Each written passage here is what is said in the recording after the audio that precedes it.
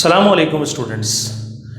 Last lecture में हमारा topic चल रहा था interpretation of pressure of an ideal case, या हम डराइव कर रहे थे P is equals to 1/3 rho V square bar, और आपको ये बता दिया था कि ये one of the longest derivation of book भी है। तो हमने कहाँ तक इसको अटैम्प्ट किया था? हमने इक्वेशन 2 तक इसको अटैम्प्ट कर लिया था और हम यहाँ पर आकर हमने लेक्चर स्टॉप कर दिया था।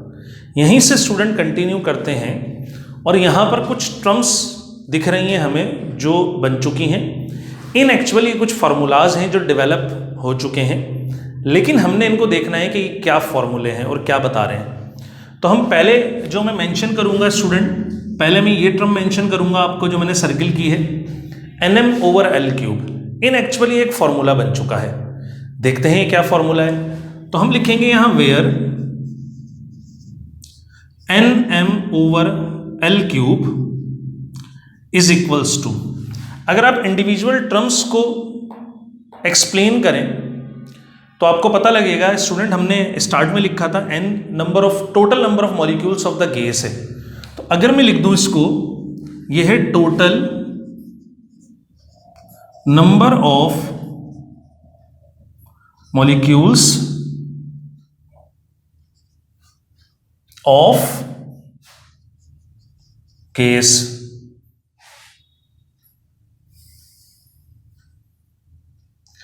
और मल्टीप्लाई बाय m।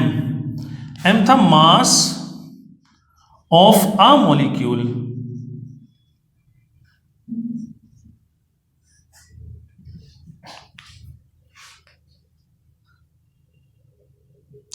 और L, अगर आप गौर करें स्टूडेंट, ये है L³। अगर मैं बॉक्स बनाऊं और उस बॉक्स में आप गौर करें तो हमने जो इसकी डायमेंशन सेट की थी वो थी L, L एंड L, और हम जानते हैं अगर मैं तीनों लेंथ, विड्थ और हाइट को मल्टीप्लाई करूं तो स्टूडेंट मेरे पास बनेगा क्या? वॉल्यूम। और मल्टीप्लाई करके मैं इसको ऐसे भी लिख सकता हूं L³। तो इन एक्चुअली ये L³ किस चीज को शो कर रहा है स्टूडेंट्स? ये मॉलिक्यूल, ये जो क्यूब है हमारे पास उसके वॉल्यूम को शो कर रहा है। तो मैं इसकी जगह क्या लिख दूंगा? वॉल्यूम।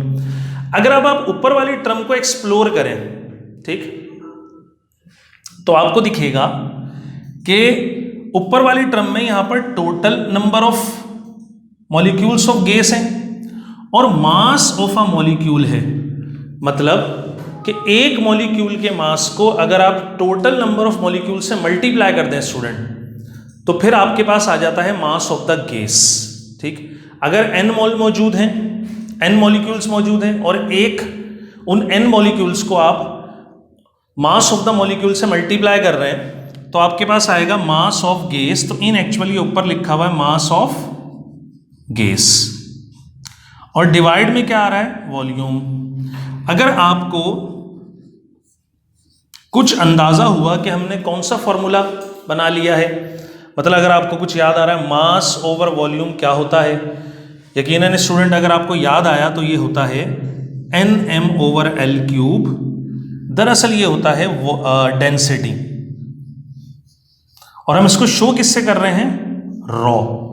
ठीक, तो ये NM/L³, या आप इस L³ की जगह V भी लिख सकते हैं क्योंकि ये L³ इन एक्चुअल V ही है। दरअसल ये किसके इक्वल है? ये रॉ या डेंसिटी के इक्वल है। तो ये जो फॉर्मूला मैंने सर्किल करा ये रॉ है। ठीक, अगर मैं आपसे कहूं कि स्टूडेंट्स ब्रैकेट को गौर से देखें और रीड करें इसको, ठीक, इसकी हाफ वैल्यू हमने लास्ट लेक्चर में रीड करी थी। मतलब हाफ वैल्यू वहां पर n मौजूद नहीं था क्योंकि n हमने इंट्रोड्यूस करवाया यहाँ पर। जब n नहीं था तो मैंने आपसे पूछा था कि ये वैल्यूज क्या हैं, तो हमने डिस्कस किया था स्टूडेंट्स, ये वैल्यूज वेलोसिटी के स्क्वायर का सम है। कितनी वेलोसिटी? n velocity. और अगर n वेलोसिटीज मौजूद हैं स्टूडेंट्स और जितनी वेलोसिटी हैं उनका सम है, और उतनी ही नंबर से आप क्या कर रहे हो? डिवाइड कर रहे हो। तो स्टूडेंट अगर आपको कुछ याद आ रहा हो कि अगर हमारे पास कुछ नंबर मौजूद हों और उन नंबर्स को या उन वैल्यूज को ऐड करने के बाद हम टोटल नंबर से डिवाइड कर दें तो आपको क्या मिलता है? यकीनन अगर आपके दिमाग में कुछ जवाब आ रहा है तो बिल्कुल सही आ रहा है, हमें मिलता है वो एवरेज, या हम उसको बोलते हैं मीन। इन एक्चुअल अगर आप गौर करें, n वेलोसिटीज को ऐड किया जा रहा है और n से ही टोटल नंबर ऑफ मॉलिक्यूल से डिवाइड किया जा रहा है, तो ये वेलोसिटी का क्या है स्टूडेंट, मीन है, जो आपको ब्रैकेट में दिख रहा है। लेकिन रुकें, ये सिर्फ मीन नहीं है, ठीक। अगर आप और गौर करें तो क्या सिर्फ वेलोसिटी ऐड हो रही है, तो हम कहेंगे नहीं, वेलोसिटी तो नहीं है, वेलोसिटी के स्क्वायर्स ऐड किए जा रहे हैं। तो हम कहेंगे ये सिर्फ वेलोसिटी का मीन नहीं है, बल्कि वेलोसिटी के स्क्वायर का मीन है। तो ये कहलाएगा student mean of the square velocities. मतलब ये मीन तो है लेकिन स्क्वायर वेलोसिटी का है। हाँ, अगर स्क्वायर नहीं होते तो हम इसको बोलते हैं कि मीन वेलोसिटी है। तो हम एक और टर्म फिर यहां लिख सकते हैं क्या, and v1 x square plus v2 x square plus v3 x square plus dot dot plus vn x square over n क्या है स्टूडेंट्स, ये है मीन स्क्वायर वेलोसिटी। अगर मैं इसको कोई सिंबल दूं तो क्या सिंबल हो सकती है, सोचिए, ठीक है। हमने लिखा मीन स्क्वायर वेलोसिटी है। अब अगर आप गौर करें, क्योंकि ये मीन किसका है, वेलोसिटी का, तो स्टूडेंट क्या वेलोसिटी के लिए v लिख दूं, बिल्कुल सही बात है, ठीक, क्योंकि मीन भी उसी का है। अगर x वैल्यूज होती हैं, x का मीन होता है x1 x2 x3, तो हम x लिखते हैं। अगर y का मीन हो y1 y2 y3 y4, तो हम उसके मीन को y लिखते हैं। लेकिन रुकिए, ठीक है ना, ये मीन तो है, तो मीन के लिए मैं क्या इस्तेमाल करूंगा, बार। ये भी मैंने लास्ट लेक्चर में आपको समझाया, ठीक। लेकिन और गौर करें, क्या सिर्फ v वेलोसिटी है, नहीं, ये vx वेलोसिटी है। तो क्या मैं इस वेलोसिटी के साथ vx लगा दूं। एक और चीज, क्या सिर्फ वेलोसिटी का स्क्वायर है, नहीं, वेलोसिटी के स्क्वायर का, ठीक है, मीन है, तो मैं यहां पर क्या ऐड करूंगा, स्क्वायर भी ऐड करूंगा। तो मैंने जो सिंबल दी इसको वो क्या दी, v x square bar. Bar show कर रहा है किसको स्टूडेंट्स, मीन को। वी एक्स फॉर वेलोसिटी, क्योंकि वेलोसिटी एक्स वेलोसिटी के कंपोनेंट का मीन है, और क्योंकि स्क्वायर का है तो मैंने स्क्वायर उसको, ठीक है, पुट कर दिया उसके ऊपर। अगर आप स्टूडेंट्स गौर करें तो ये पूरी टर्म जो आपको इस इक्वेशन में नजर आ रही है 2 में ब्रैकेट वाली, ये शॉर्ट होकर आपके पास आ जाएगी वी एक्स स्क्वायर बार, और ये जो बाहर सर्किल में मैंने मेंशन की, ये शॉर्ट होकर आ जाएगी आपके पास रॉ। अगर हम इन वैल्यूज को सब्स्टिट्यूट कर दें इक्वेशन नंबर 2 में, तो फिर आपके पास इक्वेशन सप्रेस हो जाएगी, ये कंप्रेस हो जाएगी, शॉर्ट हो जाएगी। किस टर्म में दिखेगी, सब्स्टिट्यूट वैल्यूज इन इक्वेशन 2।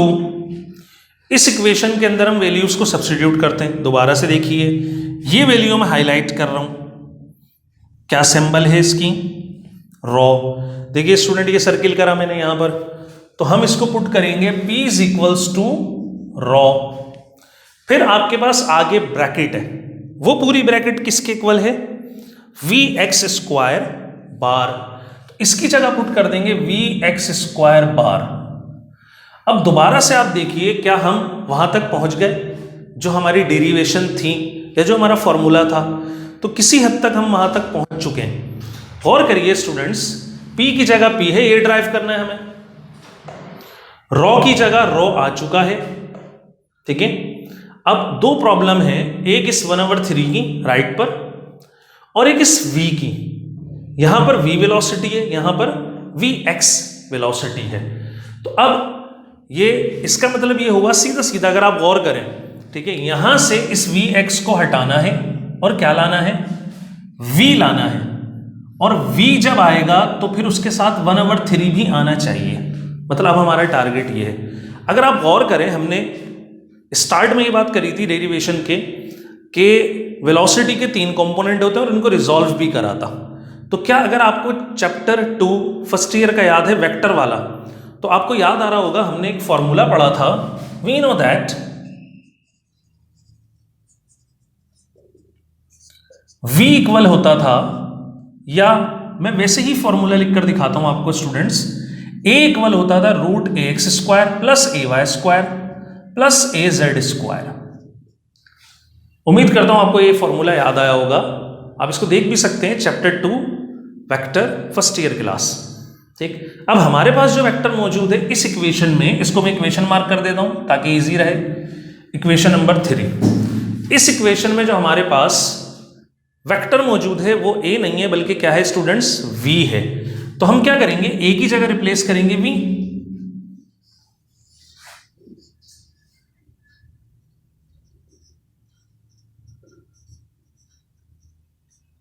ठीक, और अगर गौर करें सिर्फ v नहीं है, हमारे पास है v एवरेज, तो हम सबके ऊपर क्या प्लेस कर देते हैं, एवरेज प्लेस कर देते हैं, कोई इशू नहीं है।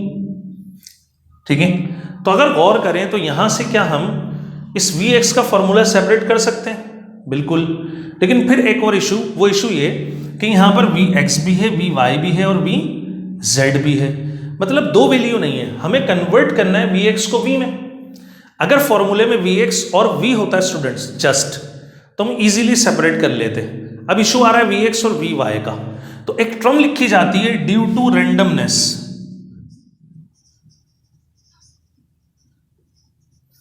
रेंडमनेस की वजह से ये कंपोनेंट्स एक दूसरे के इक्वल होते हैं, मतलब इनका जो मैग्नीट्यूड होता है वो इक्वल होता है। डायरेक्शन हमने डिस्कस की थी वो सेम नहीं होती, जैसे vx की डायरेक्शन चेंज हो गई थी, लेकिन इनका मैग्नीट्यूड क्या होता है, इक्वल होता है। मतलब हम ये कर सकते हैं कि vx और vz के मैग्नीट्यूड को इक्वल ले सकते हैं, किसके, vx के। तो यहां पर जो vy और vz दिख रहा है हम उसकी जगह क्या पुट करेंगे, vx। इस रूट को भी रिमूव कर देते हैं, रूट जब रिमूव होगा तो लेफ्ट पर क्या आ जाएगा, स्क्वायर, और is equals to vx as it is plus in vy और vz की जगह में स्टूडेंट्स पुट करूंगा किसको, vx को, तो ये हो जाएगा vx² प्लस vx² और बार लगा दीजिए। अब अगर आप गौर करें तो आपके पास जो इक्वेशन आ रही है उसके अंदर जस्ट क्या मौजूद है, vx और v, और हमें इन दोनों का ही कन्वर्जन करना है। तो देखते हैं, अगर आप सिंपल मैथमेटिकल स्टेप्स को फॉलो करें तो 1 + 1 + 1 कितने vx हो गए, 3vx² बार हो गया। अब आप इजीली vx² बार की वैल्यू निकाल सकते हैं स्टूडेंट। हम देख रहे हैं 3 मल्टीप्लाई हो रहा है, लेफ्ट पर आकर क्या हो जाएगा, डिवाइड हो जाएगा, तो ये हो जाएगा vx² bar is equals to 1/3 v² bar. तो आप देख सकते हैं स्टूडेंट, हमने इजीली vx को कन्वर्ट करा इन टर्म ऑफ v, और आपने देखा होगा हमने पहले v की जगह vx भी लिया था क्योंकि इसकी डायरेक्शन चेंज हो रही थी। हमने एंड में आके इस vx को दोबारा कन्वर्ट कर दिया v में। अब लास्ट स्टेप की तरफ जा रहा हूं स्टूडेंट्स, क्या है, इस vx² बार की वैल्यू आप पुट करेंगे कौन सी इक्वेशन में, इक्वेशन नंबर 3 में। तो देखते हैं क्या फाइनल रिजल्ट आता है। ठीक,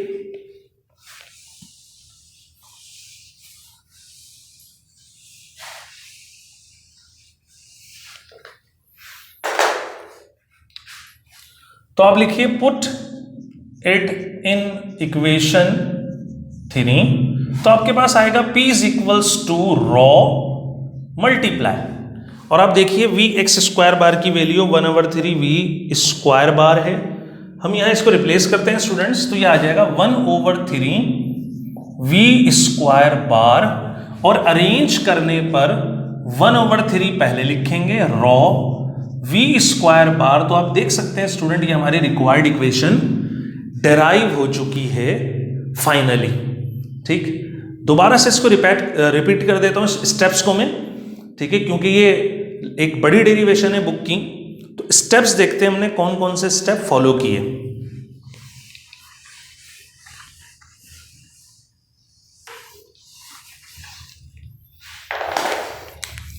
स्टूडेंट स्टेप 1, जैसे मैंने आपको ये डेरिवेशन करवाई तो उसके अंदर बड़ा आसान सा, पहले हमने फॉर्मूला लिखा p is equals to f/a, फिर हमने डिस्कस करा a क्या है और f क्या है। तो स्टेप 2 में हमने f की वैल्यू निकाली बाय फॉर्मूला ΔP/T। ठीक, और स्टेप 3 में हमने डेल्टा पी कैलकुलेट करा और टी कैलकुलेट करा, ठीक। फिर इन दोनों वैल्यूज को हमने पुट करा स्टेप 4 में। कहां पर?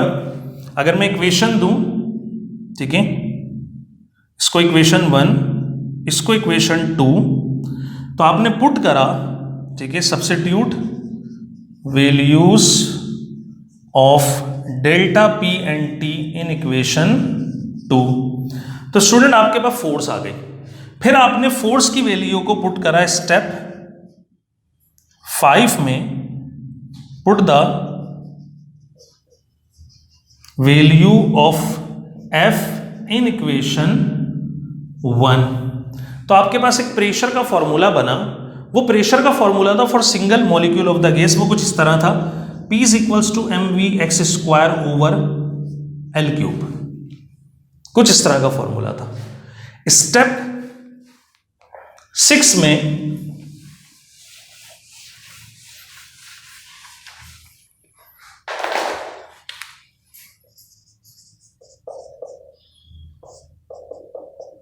स्टूडेंट आपने क्या करा, क्योंकि ये फॉर्मूला था फॉर सिंगल मॉलिक्यूल, आपने इसको कन्वर्ट करा, convert P formula for n molecules of gas. और स्टेप 7 की अगर मैं बात करूं तो आपने सिंप्लीफिकेशन की एंड मॉडिफिकेशन की। इसके बाद जो स्टेप्स हुए उसके अंदर आपने n से मल्टीप्लाई करवाकर कुछ टर्म्स डिराइव की, जैसे डेंसिटी बनाई और मीन स्क्वायर वेलोसिटी बनाई, तो वो आपको मेमोराइज करना पड़ेगा। तो मेरे हिसाब से कुछ ये स्टेप्स हैं, अगर आप इन स्टेप्स को फॉलो करते हुए चलेंगे, एक आध बार इसकी प्रैक्टिस करेंगे, तो इंशाल्लाह आपको ये मेमोराइज भी हो जाएगी और आप खुद से करने के काबिल भी हो जाएंगे। तो ये थी हमारी एक प्रेशर की डेरिवेशन।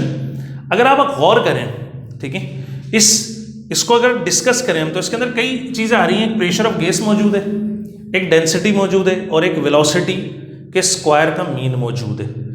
इसकी यूजेस भी हैं बहुत सारे, या इसकी हेल्प से हम बहुत सारी मज़ीद डेरिवेशन भी करते हैं। तो इसी की हेल्प से हम कंटिन्यू करेंगे एक डेरिवेशन। कई तरीके से मैं इसके क्वेश्चन को कॉल करूँगा या लिखूँगा, तो आप देखिएगा, आप उसको नोट्स में भी स्टूडेंट फॉलो कर सकते हैं। चैप्टर 11 के एंड में अगर आप देखेंगे तो असाइनमेंट, पास्ट पेपर के न्यूमेरिकल्स, इसी तरह पास्ट पेपर के MCQs वगैरह और डिटेल्ड क्वेश्चंस वगैरह मौजूद होंगे। तो उनमें अगर आप देखेंगे तो इस इक्वेशन का फॉर्मूला कई तरह से बोर्ड के पेपर में आ चुका है, तो मैं कहूँगा आप उसको फॉलो करिए, ठीक। और जो क्वेश्चन हम करने जाएंगे उसको भी मैं कहूँगा उसको भी आप देखिएगा। तो इंशाल्लाह नेक्स्ट लेक्चर में हम अपनी अगली डेरिवेशन को कंटिन्यू करेंगे।